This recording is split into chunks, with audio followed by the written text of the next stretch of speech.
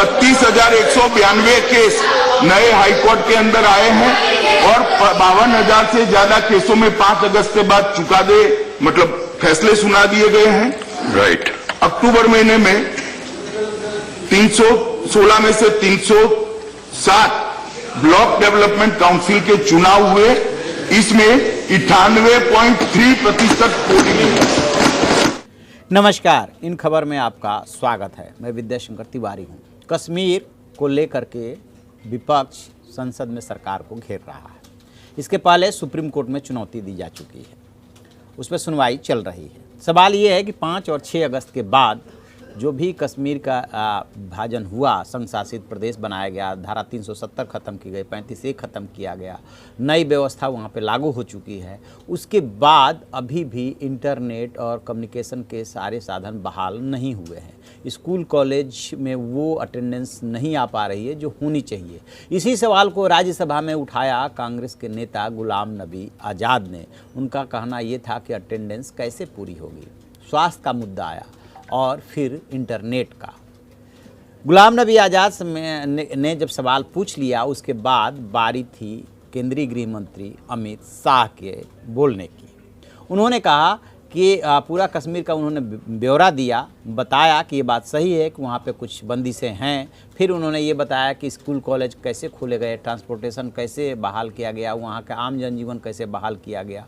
फिर जब बात आई इंटरनेट और फ़ोन की तो उन्होंने बताया कि एक बात बताइए कि वहाँ पे मोबाइल कब आया था जम्मू कश्मीर में। पूरे देश में 95-96 में मोबाइल सेवा शुरू हुई थी और कश्मीर में जाकर के ये 2003 के बाद शुरू हुई थी।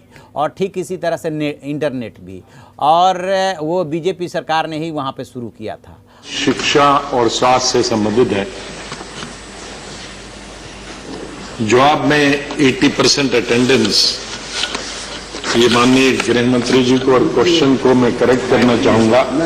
98% एग्जामिनेशन में है, लेकिन स्कूल और कॉलेज की अटेंडेंस अभी भी 0 से 5%। तो इसको मैं क्लियर करना चाहता हूं। अटेंडेंस से बड़ा गलत ठीक जवाब निकलता है।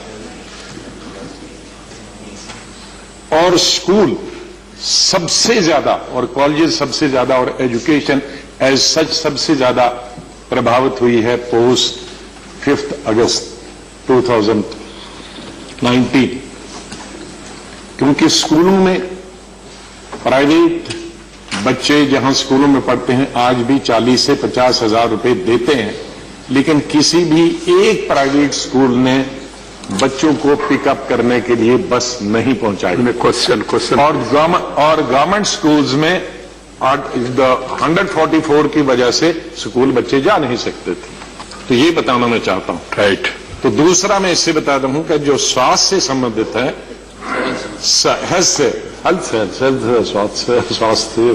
हेल्थ से संबंधित है, इसको सबसे बड़ा नुकसान हो। आज के जमाने में इंटरनेट बाकी चीजों के अलावा एजुकेशन और हेल्थ सबसे ज्यादा जरूरी। right. आज पूरे बच्चे इंटरनेट पर पढ़ते हैं। Raji, you are a very senior. Just it is a question hour, so you have to only ask question. So मेरा क्वेश्चन ये है कि इंटरनेट जो माननीय गृह मंत्री ने बताया कि पड़ोसी देश माननीय 1947 से है, हमने कई जंगें उनके साथ लड़ी हैं और 30 साल से आतंकवाद चल रहा है। हम भी चीफ मिनिस्टर एक दिन के लिए इंटरनेट बंद होता था, लेकिन 3.5 महीने के लिए इंटरनेट दुनिया में कभी बंद नहीं हुआ। मंत्री जी, और इससे शिक्षा और स्वास्थ्य को नुकसान। I am sorry to stop you, but जाना नहीं चाहता था, वो मुझे घसीट कर ले जा रहे हैं, तो मुझे जवाब देना पड़ेगा। मैं बताना चाहता हूं। प्रेजेंट में बताइए। नहीं, प्रेजेंट में बताइए। सभापति महोदय, जब उन्होंने कहा है तो मुझे जवाब जरूर देना पड़ेगा।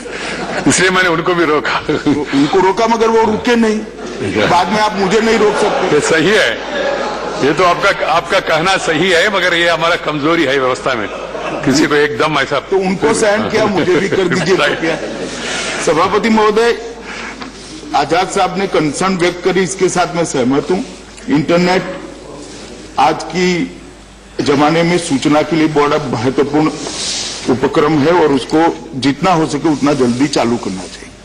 मगर उन्होंने भूतकाल की बात करी। मैं बताना चाहता हूं कि पूरे देश भर में मोबाइल आया, लगभग 95, 96, 97 के आसपास मोबाइल शुरू हुआ। आजाद साहब, आपको याद होगा कि कश्मीर में मोबाइल 2003 में भारतीय जनता पार्टी की सरकार ने पहली बार शुरू किया, तब तक सुरक्षा कारणों से शुरू नहीं किया।